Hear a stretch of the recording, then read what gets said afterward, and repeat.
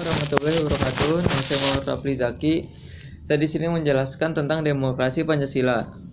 Pancasila adalah hasil kebijakan reformasi yang dijalankan terhadap hampir semua aspek kehidupan masyarakat dan negara berlaku sebelumnya. Demokrasi berasal dari bahasa Yunani yang diambil dari kata demos, rakyat, dan kratos atau pemerintahan. Sebagai bentuk pemerintahan, demokrasi bertolak belakang dengan monarki atau diperintah oleh raja, ratu, atau kaisar. Oligarki atau diperintah oleh beberapa orang. Aristokrasi diperintah oleh kelas istimewa, dan despotisme atau pemerintahan absolut oleh satu orang.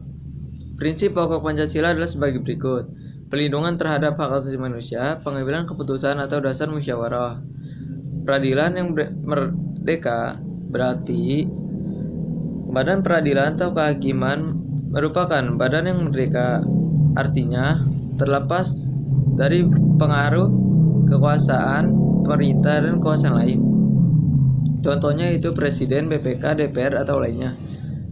Adanya partai politik dan organisasi sosial politik karena berfungsi untuk menyalurkan aspirasi rakyat.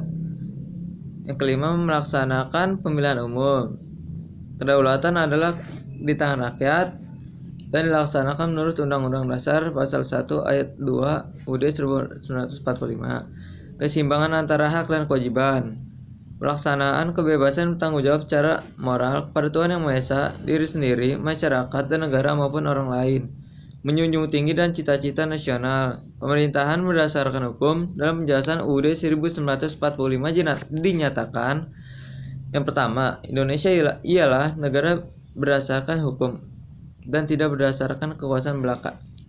Yang kedua, pemerintah berdasar atas sistem konstitusi atau tidak bersifat absolutisme, kekuasaan tidak terbatas. Terus yang tiga, kekuasaan yang tertinggi berada di tangan rakyat. Adapun fungsi demokrasi Pancasila adalah sebagai berikut: menjamin adanya keikutsertaan rakyat dalam kehidupan bernegara. Misalkan, pertama, ikut mensukseskan pemilu. Yang kedua, ikut mensukseskan pembangunan. Yang tiga, ikut duduk dalam badan perwakilan atau permusyawaratan. Selanjutnya, menjamin tetap tegaknya negara. Yang pertama, menjamin tetap tegaknya negara kesatuan RI yang mempergunakan sistem konstitusional. Menjamin tetap tegaknya hukum yang bersumber pada Pancasila. Menjamin adanya hubungan yang selaras, serasi, dan seimbang serta lembaga negara. Menjamin adanya pemerintahan yang bertanggung jawab. Bidang ekonomi atau sunting. Demokrasi Pancasila menuntut rakyat menjadi subjek dalam pembangunan ekonomi. Pemerintah memberikan peluang bagi terwujudnya hak-hak ekonomi rakyat dengan menjamin tegaknya prinsip keadilan sosial, sehingga segala bentuk hegemoni kekayaan alam atau sumber-sumber ekonomi harus ditolak agar semua rakyat memiliki kesempatan yang sama dalam penggunaan kekayaan negara. Dalam implikasi pernah diwujudkan dalam program ekonomi Benteng tahun 1950, Sumitro pada tahun 1951. Rencana 5 tahun pertama tahun 1955 sampai tahun 1960, rencana 8 tahun dan terakhir dalam repelita, kesemuanya malah menyuburkan korupsi dan merusaknya sarana produksi. Hal ini ditunjukkan untuk mencapai masyarakat yang adil dan makmur serta sesuai dengan pasal UUD 1945 dan sila kelima Pancasila. Maka secara konkret, rakyat berperan melalui wakil-wakil rakyat di parlemen dan menentukan kebijakan ekonomi.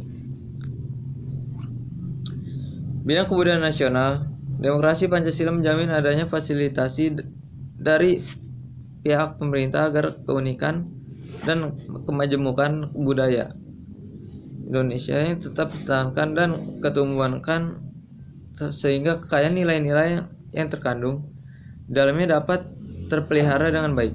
Terdapat penolakan terhadap uniformitas budaya dan pemerintah menciptakan peluang bagi berkembangnya budaya lokal, sehingga identitas Suatu komunitas mendapat pengakuan dan penghargaan.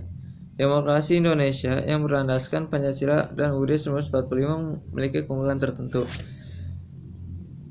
Berikut keunggulan demokrasi Pancasila, yaitu yang pertama, mengutamakan pengambilan keputusan dan musyawarah manfaat dan dalam semangat kekeluargaan. Yang kedua, mengutamakan keselarasan dan keseimbangan antara hak dan kewajiban antara kepentingan pribadi dan sosial. Yang ketiga, lebih mengutamakan kepentingan dan keselamatan bangsa di atas kepentingan pribadi dan golongan. Sekian dari saya, kurang lebihnya mohon maaf. Assalamualaikum warahmatullahi wabarakatuh.